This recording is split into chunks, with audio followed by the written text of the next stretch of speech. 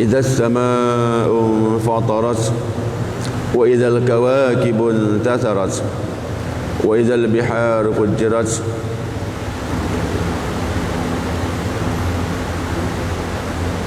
وإذا القبور بعثرت علمت نفس ما قدمت وأخرت.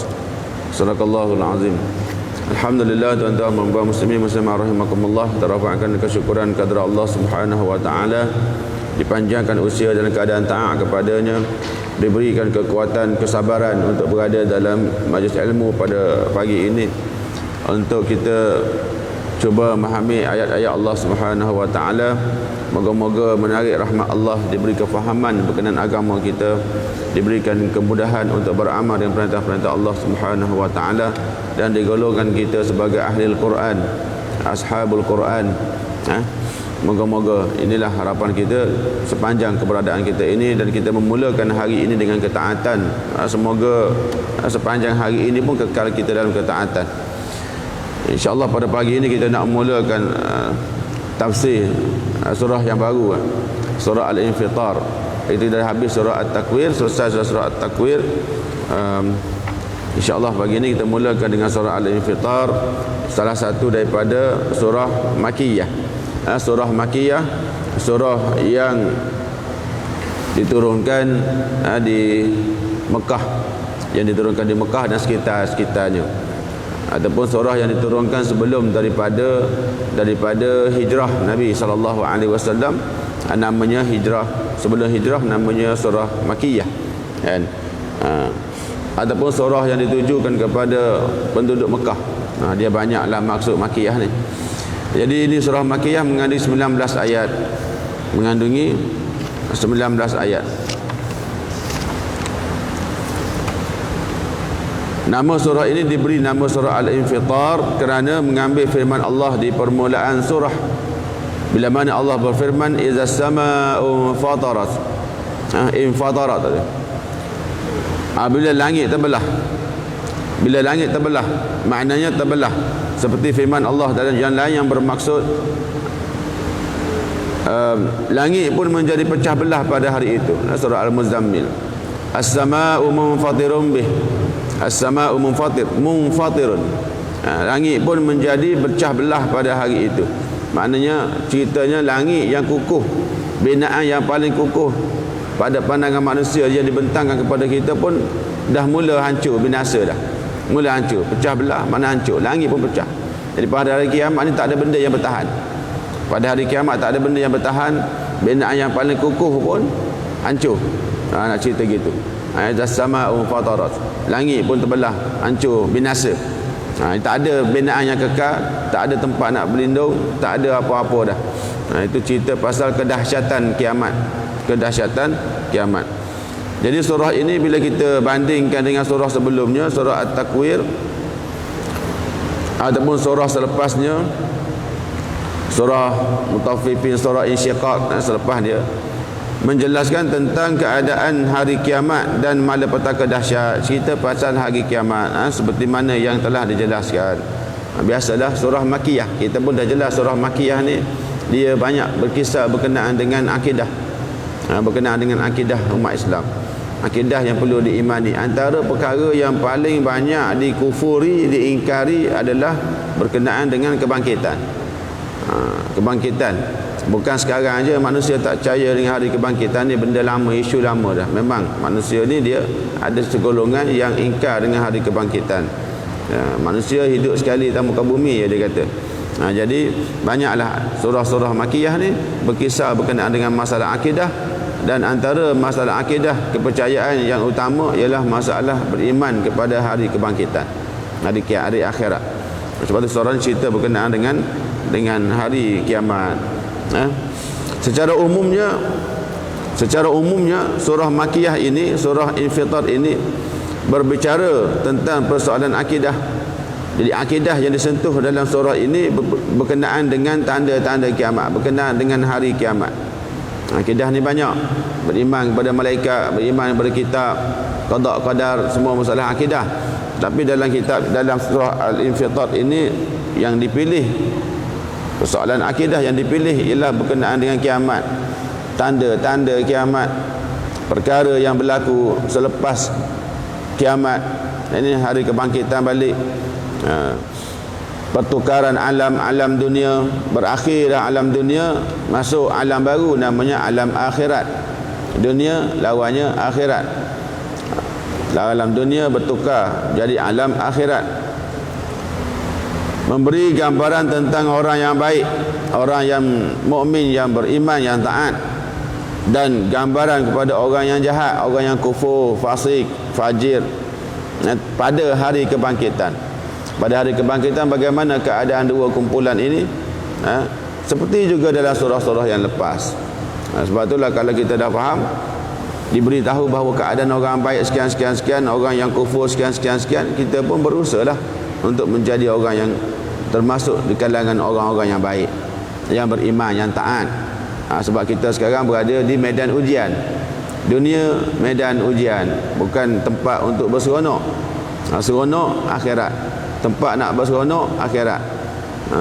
Habis tempoh ujian, kamu berjaya seronok. Main bola 90 minit. 90 minit tu bukan tempat nak seronok, main betul-betul. Main betul-betul, penat lah. Bila dah habis 90 minit, menang, seronok. Baru seronok. Waktu untuk seronok lepas main bola, dah tamat dah.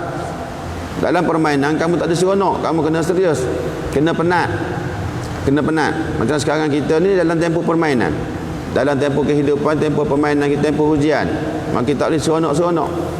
Tak ada masa nak seronok melebihi daripada keperluan. Jadi bila masa nak berseronok, nak menuai hasilnya bila?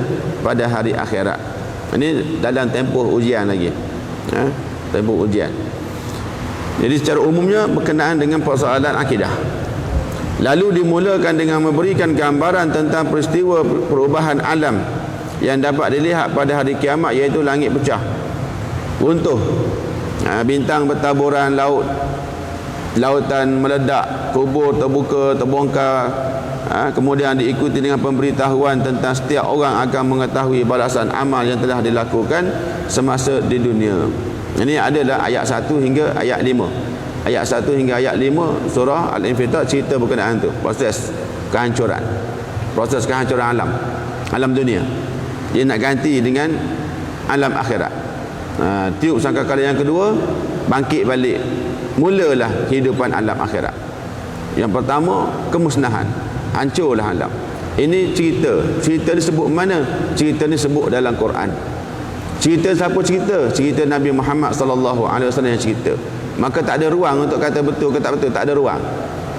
Benda akidah bila disebut dalam Quran, disebut dalam hadis, tak ada ruang lagi untuk kita tanya betul ke tak betul.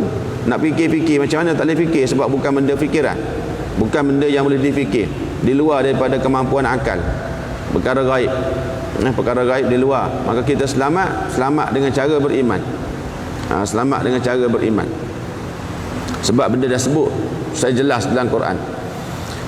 Kemudian bahagian kedua, dia mencela sikap kufur manusia. Sikap kufur manusia, sebahagian besar manusia yang kufur terhadap nikmat Allah Ta'ala. Kufur terhadap nikmat Allah Ta'ala, tak nak bersyukur, maknanya tidak mahu menggunakan nikmat Allah pada jalan yang dibenarkan, jalan yang disuruh. Bahkan tidak sampai tahap tidak mengakui bahawa pemberi nikmat itu Allah. Siapa pemberi nikmat? Jadi dia mengutuk, mencela sifat manusia ni. Jadi pada manusia ni, kalau kita berhubung dengan manusia, kalau ada kumpulan manusia jenis tak kenang budi, tak faham, tak tahu nak berterima kasih, biasalah. Sebab manusia boleh ingkar dengan yang paling banyak bagi nikmat, yang paling banyak bagi kebaikan kat dia, Allah Ta'ala pun dia boleh kufur, dia boleh ingkar, dia boleh pelekeh. Allah Ta'ala tu yang paling banyak bagi nikmat. Sebab tu bila manusia ni dia buat hal dengan manusia, anak derhaka dengan mak, manusia buat hal sama manusia, tak boleh bersyukur, tak boleh terima kasih, kita tak pelik. Kalau kita tak pelik, taklah kecewa, sampai rapat ke lantai, kita faham. Sebab manusia dengan Tuhan pun dia boleh ingkar, dengan Tuhan pun dia boleh kufur. Sedangkan yang bagi dia macam-macam nikmat itu Allah, bukan dia sendiri, bukan dia sendiri yang menyebabkan dia sihat. Kalau manusia menyebabkan manusia sihat, semua orang sihat lah, tak ada sakit. Kalau manusia yang menyebabkan manusia kaya, semua orang kaya, tak ada orang miskin, kan? Tapi dalam keadaan begitu pun dia nampak tetap dia kufur ingkar dengan Allah Ta'ala. Sebab tu dia boleh kufur ingkar dengan manusia. Jadi bila sampai tahap itu, selayaknya mereka dicela, padahal budi dan ihsan Allah amat banyak kepada mereka. Banyaklah nikmat-nikmat yang Allah bagi kepada kita, kan? Walaupun kita masih dalam keadaan sakit sekalipun, masih ada nikmat lagi. Dalam keadaan kata ditimpa musibah sakit dan sebagainya, kekal dalam keadaan nikmat sebenarnya. Sakit bab tu sikit tu, tapi banyak lagi nikmat-nikmat lain yang tidak ditarik daripada kita. Sebab tu kalau orang faham, kalau dia ditimpa musibah, dia akan cover dengan memikirkan nikmat-nikmat Allah yang dia dapat. Dia tak fikir sangat pasal musibah tu, kan? Dia fikir pasal nikmat Allah yang dia dapat. Sebab banyak lagi nikmat-nikmat lain yang dia sedang guna pakai, maka tak ada sebab untuk dia kufur. Tapi sebahagian besar manusia dia tak nampak. Dia tak nampak perkara ini, maka dia kufur dengan Allah Ta'ala. Sebab itulah dia dicela. Ini bahagian yang kedua. Bahagian kedua disebut dalam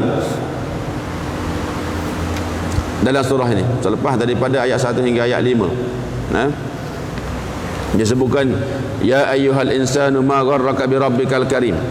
Ayat yang ke-6, bermula ayat ke-6, mulalah Allah mencela sebahagian besar manusia ni yang sikapnya kufur.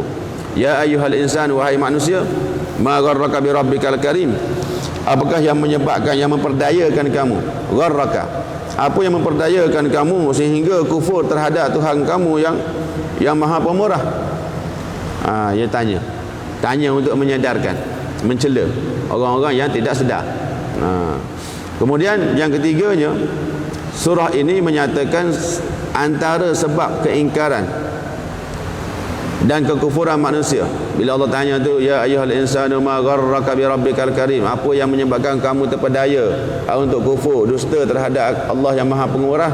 Maka Allah jawab dalam bahagian ayat lain, antara sebab ingkar dan kufur yang manusia ni kerana puncanya manusia ni ingkar terhadap hari kebangkitan semula, ingkar dengan hari kiamat. Jadi dia boleh buat apa-apa, dia tak tahu ada hari pembalasan. Kamu tak lepas di dunia. Kalau semua settle di dunia, tak boleh settle di dunia semua, sebab keadilan tidak berlaku di dunia, kan? Buatlah macam mana pun, tak berlaku, tak settle. Dia mesti settle satu peringkat, settlenya adil-adilnya di akhirat. Maka kena ada dah hari pembalasan. Itu betul tu disebut surah At-Tin, alaihissallahu bi ahkamil hakimin. Allah, bukankah Allah itu sebaik-baik, seadil-adil hakim, ya? Jadi seadil-adil hakim, bila nak bagi seadil-adil hakim ini, dia akan kumpulkan semua manusia pada hari kiamat, maka dia nilai, diberi pembalasan. Di dunia ni ialah dunia, kan? Kadang-kadang berlaku benda yang kita tengok macam tak adil, tapi itu ujian Allah Ta'ala. Allah melihat bagaimana respon orang-orang beriman terhadap ketentuan takdir yang Allah tentukan kepada mereka. Maka beruntunglah orang yang boleh sabar, boleh redha dengan takdir Allah Ta'ala, sebab dia dinilai. Dan rugilah orang-orang yang tidak boleh sabar, tidak boleh redha dengan takdir Allah Ta'ala. Tapi sampai kemuncaknya diadili di hari kiamat. Sebab kehidupan di dunia kita lihat dengan mata kasar kita. Lihat dengan mata kasar. Ada benda yang tidak settle, kan? Tak settle. Orang kena bunuh, mana keadilan untuk dia? Dia kena bunuh. Dia nak tolong orang, ada kebakaran, panggil bomba nak pergi tolong orang, bomba pun kena belasah mati. Mana adil untuk dia? Mana keadilan? Pergi siasat-siasat, akhirnya disabitkan kesalahan dan ditangkaplah orang yang buat hal. Hukum penjara ke, hukum gantung ke. Apa adil untuk bomba ya? Apa kebaikan dia dapat? Tak dapat apa. Maka keadilan di mana? Hari akhirat. Mesti ada hari kebangkitan. Mesti ada hari kebangkitan. Banyak penganiayaan berlaku, bukan setakat di kalangan manusia. Manusia dengan binatang pun ada. Yang ketika itulah kita perlukan pada hari kebangkitan. Tapi antara sebab orang kufur, bila mana dia tidak percaya dengan hari kebangkitan, maka dia akan ingkar dengan Allah Ta'ala. Dia akan kufur dengan Allah Ta'ala. Sebab apa? Sebab dia ingkar dengan hari kebangkitan.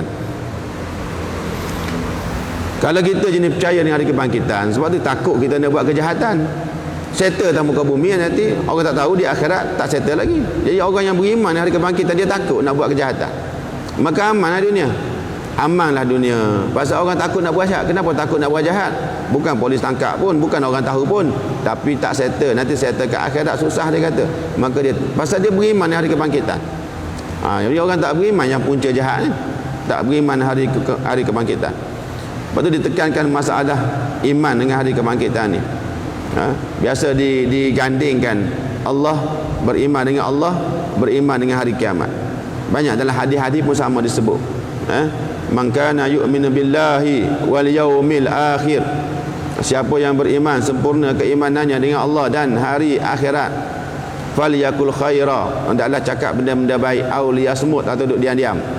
Cakap baik, cakap baik-baik, maka kamu menyenangkan orang. Ataupun diam. Bila kamu diam, kamu tak nyakitkan hati orang. Nampak? Tak boleh buat baik, kamu diam, kamu tak nyakitkan orang. Jadi itu Nabi gandingkan dengan man kana yu'minu billahi wal yaumil akhir. Ada banyak dia hadis lain. Man kana yu'minu billahi wal yaumil akhir. Siapa yang beriman dengan Allah dan hari akhirat, ulang lagi. Fala yu'zi jarahu, jangan sakiti jiran. Jangan sakiti jiran. Ini banyak menunjukkan tentang apa? Tentang kepentingan hari beriman dengan hari kebangkitan. Inilah puncanya berlaku banyak kejahatan atas muka bumi ini, tidak beriman dengan hari kebangkitan. Dia ingat dia boleh lepas. Lepaslah, tak lepas.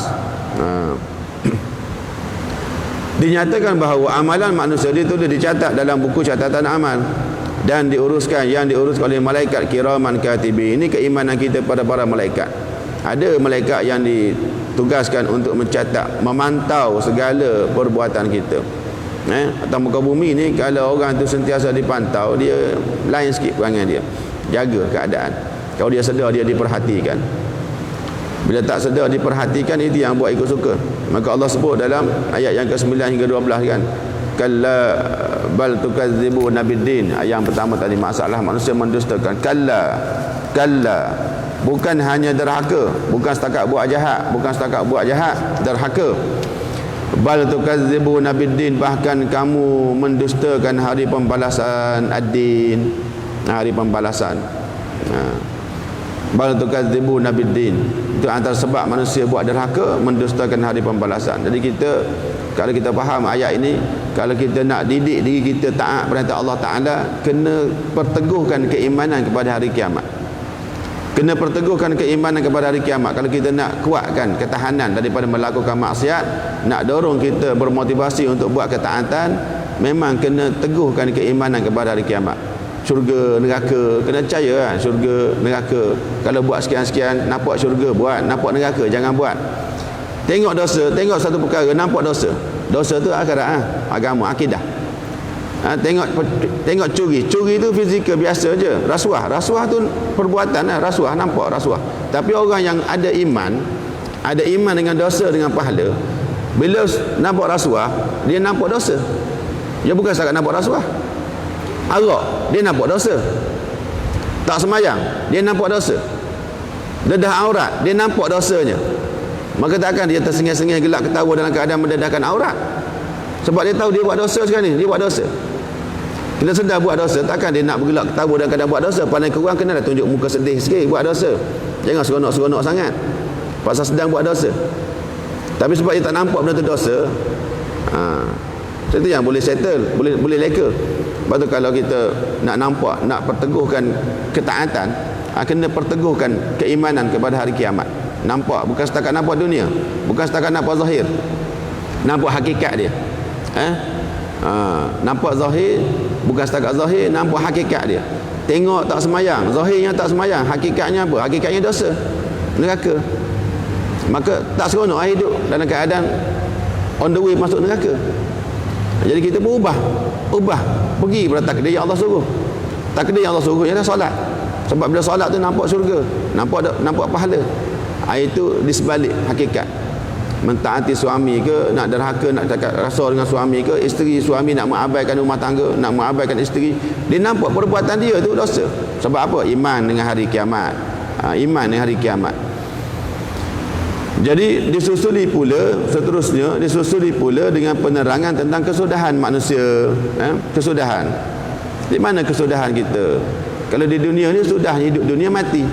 Tapi dalam surah Al-Mu'minun, tuan-tuan baca surah Al-Mu'minun, cerita bagaimana manusia mula diciptakan daripada saripati tanah kan, tin, min sulalatin min tin. Kan, kemudian nutfah, alaqah sampai habis, sampai dibangkitkan balik ya cerita. Fasa kehidupan manusia. Bila manusia lahir je sempurna kejadian manusia. Allah sebut summa innakum ba'da dzalika lamayitun. Kemudian kamu selepas itu, selepas kamu ni sempurna kejadian hidup keluar atas muka bumi, jadi baby, jadi kanak-kanak, dewasa, orang tua, kamu selepas itu lamayitun, mati. Mati. Tak ada seorang bukan kata mati. Semua mati. Dia dah mati. Summa innakum ba'da dzalika lamayitun summa innakum yaumal qiyamati tub'atsun. Kemudian kamu lepas mati pada hari kiamat kamu akan dibangkitkan. Allah sebut fasa kehidupan manusia sampai ke mati. Bukan setakat dalam proses janin jadi baby keluar jadi kanak-kanak, kanak-kanak jadi dewasa, remaja dewasa, orang tua mati. Bukan setakat tu, sambung lagi. Summa innakum ba'da dzalika lamayitun summa innakum yaumal qiyamati tub'atsun. Kemudian kamu selepas itu akan dibangkitkan pada hari kiamat untuk menjalani proses kehidupan yang kedua. Proses kehidupan yang kedua. Jadi cerita perjalanan manusia tak settle lagi, tak settle. Dia nak settlenya bila? Ni dalam surah Al-Infitar ni. Disebutkan pembahagian manusia di mana kesudahannya. Satu kumpulan kesudahannya ke syurga. Habis lah perjalanan hidup manusia. Satu kumpulan kesudahannya ke neraka. Habis. Barulah stop. Baru stop. Selepas itu serah pada Allah Ta'ala. Allah cerita kita gitu. Sampai syurga selama-lamanya seronok dalam syurga. Sampai neraka selama-lamanya derita dalam neraka. Dah habis lah. Kan? Jadi perjalanan kita sampai gitu. Bukan sampai mati dah settle. Bukan sampai mahsyar settle. Bukan sampai masuk universiti settle. Lepas tu kita tak seronok sangat. Gembira tapi tidaklah sampai lupa daratan. Kau dapat anak. Kalau kita sendiri pun berjaya dalam UPSR, taklah lupa daratan sebab kita masih ada lagi ujian Allah Ta'ala. UPSR baru. Belum masuk PT3, SPM, pergi SPM, masuk universiti, kata masuk universiti bukan kamu kerja. Kamu kerja seronok sangat, tak tentu seronok lagi sebab tak tahu kesudahan. Semuanya on the way je. Tak tahu kesudahan. Kan? Kesudahannya mana? Kesudahannya disebut surah Al-Infitar ini ya. Innal abrara lafi na'im wa innal fujjara lafi jahim. Adapun orang-orang yang baik banyak berbakti, lafi na'im, benar-benar dalam kenikmatan. Maknanya dalam syurga. Ini ada unsur balaghah kat sini. Unsur balaghah majaz. Naim, disebutkan naim. Kan? Dalam kenikmatan. Syurga ni memang dia penuh dengan kenikmatan. Adapun orang jahat, fujar, lafi jahim, dalam penuh jahanam, dalam neraka jahanam, dalam neraka kesengsaraan. Itu kesudahan disebut dalam bahagian yang ketiga. Sebab ingkar dan kesudahan. Kalau ingkar, sudahan. Dan kalau kamu taat, kesudahannya sekian-sekian. Dijanjikan Allah Ta'ala. Maka orang yang beriman ni, dia akan cuba dapatkan kesudahan yang baik yang dijanjikan Allah Ta'ala. Kemudian diakhiri bahagian keempat, diakhiri surah ini 19 ayat je kan. Ayat 17, 19, dua ayat terakhir. Diakhiri dengan amaran tentang hari kiamat. Masing-masing manusia pada hari kiamat akan memikul tanggungjawab sendiri. Tak ada ruang untuk minta tolong. Maka jangan ada cerita-cerita nak minta tolong. Tak ada ruang untuk minta tolong. Walaupun kamu atas muka bumi ni orang paling berkuasa, orang paling kaya, paling handsome, paling banyak like, kamulah orangnya, paling famous, kamulah atas muka bumi. Tapi tidak ada ruang untuk minta tolong pada hari kiamat. Masing-masing memikul tanggungjawab sendiri. Ini kedahsyatan kiamat nanti, hari kebangkitan. Bila kamu berada di sana, masing-masing pikul tanggungjawab sendiri. Anak tidak akan boleh minta pertolongan dengan ayah dia, ayah dengan anak, suami, isteri, tak boleh dah. Pengikut dengan pemimpin, pemimpin dengan pengikut, tak boleh. Semua masing-masing. Di situ barulah timbul aku, engkau. Aku, engkau. Di atas muka bumi ni tak boleh. Atas muka bumi kita kena saling tolong menolong. Wa ta'awanu 'alal birri wat taqwa. Kamu kena tolong menolong atas kebaikan, atas ketakwaan atas muka bumi. Jangan buat hak saya awak tak boleh. Bila ada orang nak tolong, jangan kita halang. Orang nak tolong kita halang. Kita tak tolong pun.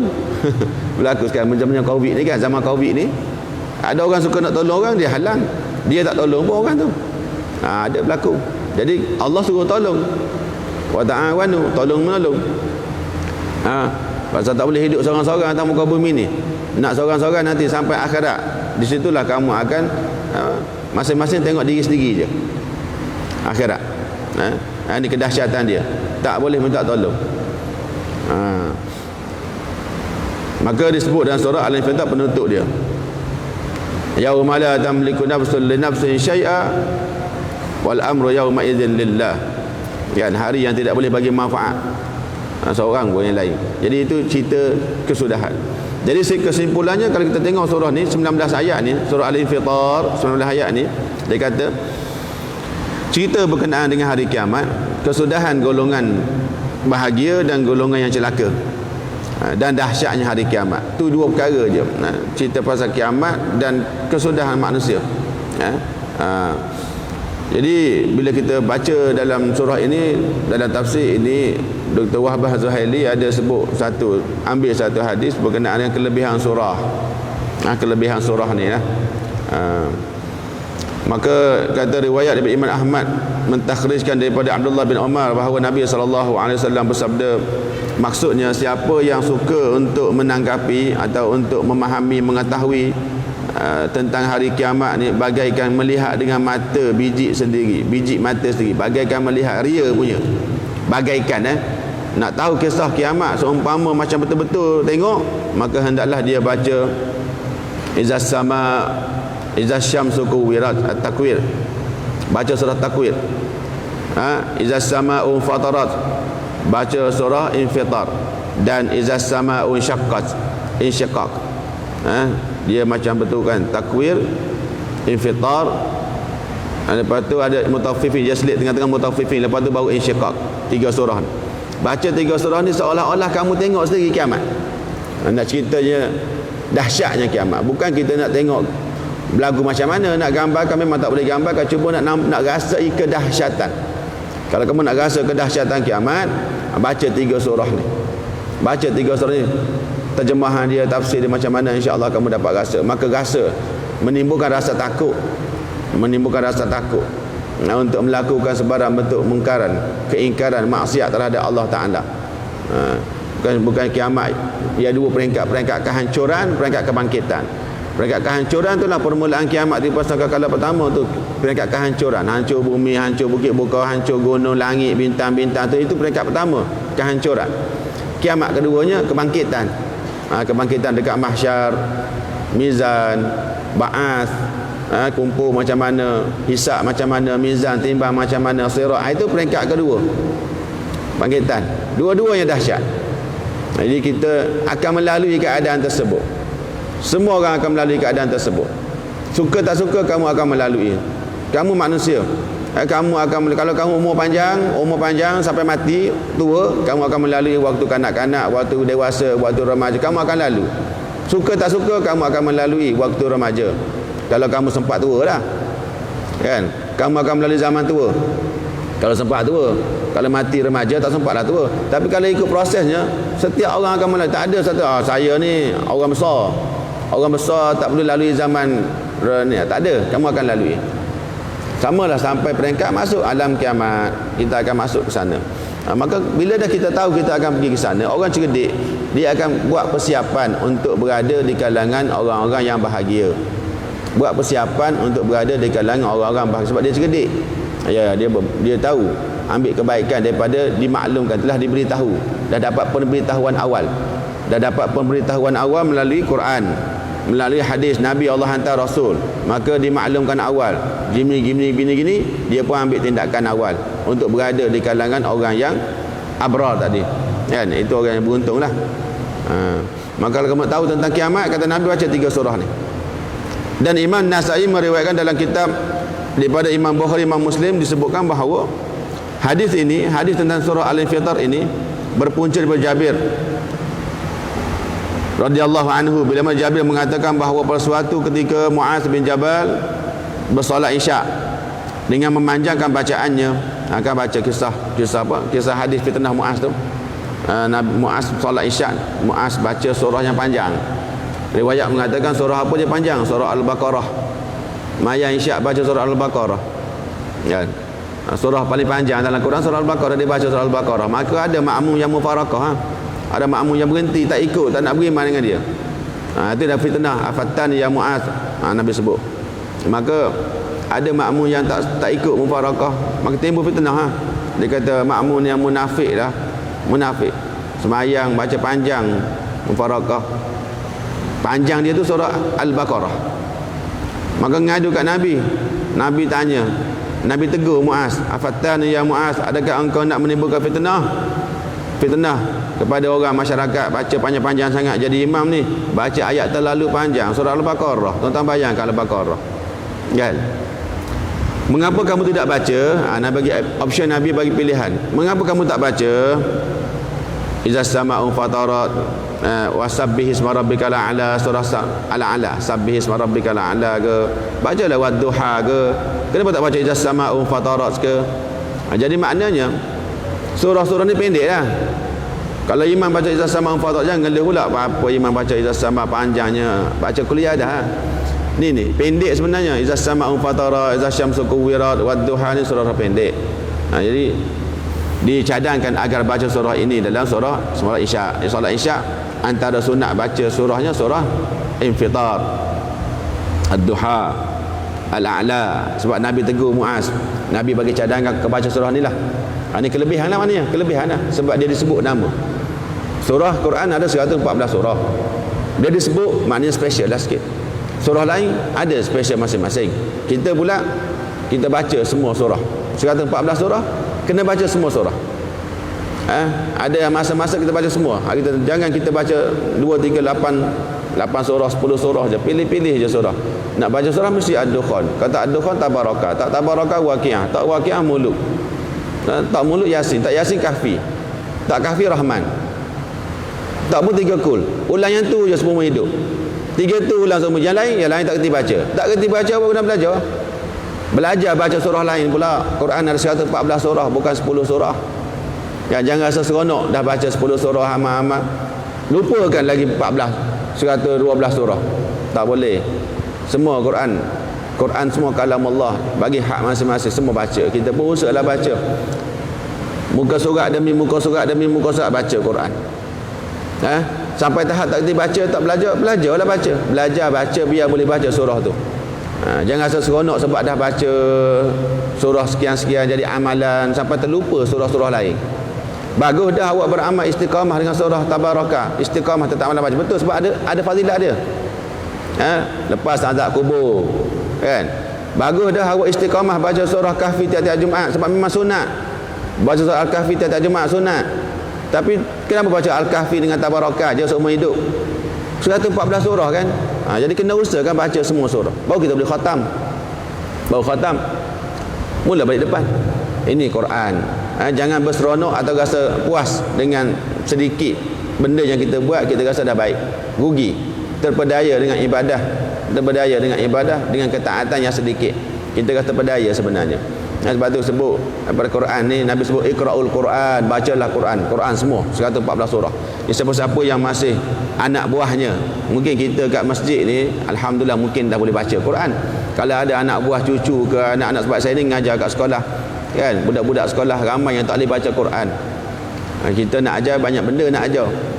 Jadi boleh baca sikit-sikit lah, pandu-pandu je, tapi memang susah nak boleh baca. Pasal benda Quran ni benda kena buat. Macam orang ambil lesen lah. Awak ambil lesen, luluh lesen, lepas tu simpan lesen di peti ais. Tak guna lesen, tak bawa kereta pun. Selepas 10 tahun baru nak bawa, tak boleh bawa. Dia kena bawa. Dah pandai berhenti. Dah pandai naik motor, berhenti naik motor. Tak belajar dah, tak bawa motor dah. Tak kerti lah. Sama dengan Quran. Dia dah khatam jah 5, dah khatam Quran jah 5, tak baca dah Quran. Yang baca Yasin je. Maka sampai umur 15 tahun, pandai Yasin je lah. Yang lain lagi tak tahu. Sebab tak ada kesungguhan, tidak ada penerusan. Sebab tu kita kena tengok, pantau anak buah kita, anak-anak cucu-cucu kita, anak saudara, anak buah semua, tengok bagaimana hubungan mereka dengan Quran. Kalau kita jauh dengan Quran, maka jauhlah daripada rahmat Allah Ta'ala. Jauh daripada rahmat Allah Ta'ala. Maka mudah ke susah nak beramal? Susahlah. Susah nak beramal dengan perintah-perintah Allah Ta'ala. Sebab kita boleh beramal sebab Allah sayang, rahmat bagi banyak kita. Dapatlah beramal dengan perintah Allah, dapat tinggal larangan Allah sebab dapat rahmat, kasih sayang Allah Ta'ala. Bukan sebab kita ni pandai, sebab kita ni baca, sebab kita ni tubuh sihat, sebab kita banyak ilmu, sebab kita dapat rahmat Allah Ta'ala. Antara kaedah dia baca Quran, jaga hubungan dengan Quran. Jadi itu sedikit kelebihan surah Al-Infitar, iaitu disunatkan baca masa solat Isyak. Adapun satu ruang untuk orang yang mendalami pemahaman berkenaan hari kiamat, Nabi suruh baca surah Al-Infitar. Itu kelebihan surah Al-Infitar. Jadi insya-Allah pertemuan yang akan datang kita akan baca mulakan tafsir surah Al-Infitar ini bermula dengan bahagian yang pertama. Dia 19 ayat aja kan. 19 ayat dipecahkan kepada dua bahagian. Bahagian pertama ayat 1 hingga ayat 8. Ayat 1 hingga ayat 8 cerita tentang tanda-tanda kiamat, pembalasan amalan serta kutukan terhadap manusia yang ingkar nikmat Allah Ta'ala. Ayat 1 hingga 8 bahagian pertama cerita tentang tanda kiamat dan kutukan Allah ke atas manusia yang ingkar nikmat Allah Ta'ala. Ingkar, tak nak bersyukur dengan nikmat Allah Ta'ala. Sebab tu makin banyak nikmat yang kita dapat, makin besar kebimbangan sebenarnya. Makin banyak nikmat yang kita dapat, kita kena makin besar kebimbangan. Jangan makin seronok. Kita ada isteri pula kita dapat anak pula pandai, kan, sihat, tak pernah sakit, kaya harta, orang Covid, PKP, terjejas kehidupan. Kita macam biasa, boleh makan, boleh berjalan, tak ada masalah. Nikmat banyak nikmat. Malam-malam boleh tidur selesa, bangun segar, tak ada masalah. Banyak nikmat, makin banyak nikmat, makin banyak kebimbangan bagi orang yang faham. Bagi orang yang faham, takut dia tidak mampu nak bersyukur. Takut dia tak bersyukur. Bila tak bersyukur dapat kutukan Allah Ta'ala. Orang faham gitu. Bukan makin banyak nikmat dia makin besar diri, makin sombong. Tak, dia makin besar kebimbangan dia. Jadi ayat bahagian pertama ni tanda kiamat dan kutukan Allah ke atas orang yang ingkar dengan nikmat. Manakala bahagian kedua ayat 9 hingga ayat 19, bahagian kedua nanti ayat 9 ayat 19 berkenaan dengan sebab degilnya manusia, sebab derhakanya, sebab kufur manusia. Allah ceritakan tentang sebab kufurnya manusia. Apa punca manusia yang sekecil ni, yang sekerdil ni kufur dengan nikmat Allah Ta'ala, dan akhirnya terbahagi manusia itu. Walaupun berapa bahagian dia atas muka bumi ni, masuk akhirat pergi dua kumpulan je, neraka, syurga. Ashabul jannah, ashabul jahim. Atas muka bumi engkau buatlah berapa kumpulan pun, berapa bangsa manusia atas muka bumi ni, beratus-ratus bangsa, kan, negara pula beratus-ratus negara, politik berapa ratus politik ada, kan, keturunan berapa ribu keturunan ada. Tapi bila masuk akhirat, yang beribu-ribu beratus-ratus ni dia pergi dua je. Ashabul jannah, satu kumpulan syurga, ashabun nar, satu kumpulan neraka. Dah habis cerita. Jadi itu bahagian kedua. Jadi insya-Allah moga-moga kita diberi kekuatan oleh Allah Ta'ala untuk sentiasa mendampingkan diri dengan Quran, agar mudah kita melakukan ketaatan dan mudah pula kita meninggalkan larangan Allah Subhanahu Wa Ta'ala. Moga-moga Quran ini menjadi pengguam bela kita di akhirat, bukannya pendakwa kita di akhirat. Ini harapan kita bila mana kita sentiasa bermuamalah, bergaul dengan Al-Quran, insya-Allah. Astaghfirullahal azim alladzi la ilaha illa huwal hayyul qayyum wa atubu ilaih. A'udzu billahi minasyaitonir rajim. Bismillahirrahmanirrahim. Alhamdulillahi rabbil alamin. Wassalatu wassalamu ala asyrafil anbiya wa mursalin sayyidina Muhammad wa ala alihi wa sahbihi ajma'in. Allahumma inna nas'aluka ilman nafi'a wa amalan mutaqabbala wa na'udzubika min 'ilmin la yanfa' wa min qalbin la yakhsha' wa min du'ain la yustajaba. Allahumma anfa'na bima 'allamtana wa 'allimna ma yanfa'una. Allahumma zidna 'ilman warzuqna fahman wa anta khairur raziqin. Rabbana atina fid dunya hasanah wa bil akhirati hasanatan wa qina 'adzaban nar. Wa sallallahu ala sayyidina Muhammad wa ala alihi wa sahbihi wa baraka wa sallam. Walhamdulillahi rabbil alamin. Taqabbalallahu minkum. Astaghfirullah, subhanakallahumma wa bihamdika asyhadu an la ilaha illa anta astaghfiruka wa atubu ilaik. Bismillahirrahmanirrahim. Wal 'asr innal insana lafi khusr illa alladhina amanu wa 'amilus salihati wa tawassaw bil haqqi wa tawassaw bis sabr. Sadaqallahul azim. Assalamualaikum warahmatullahi wabarakatuh.